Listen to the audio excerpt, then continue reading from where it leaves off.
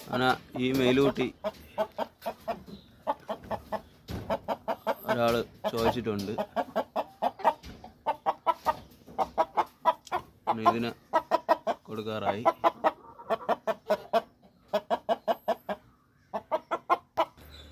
അതുപോലെ ഈ മെയിലൂട്ടികൾ കൊടുക്കാനുള്ളതാണ്. 1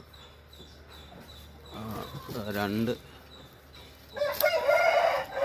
ഇതൊന്ന് 3 മെയിലൂട്ടികളുണ്ട് കൊടുക്കാനുള്ളതാണ്. അസീലിൻ്റെ വിത്ത് കലനമാണ്.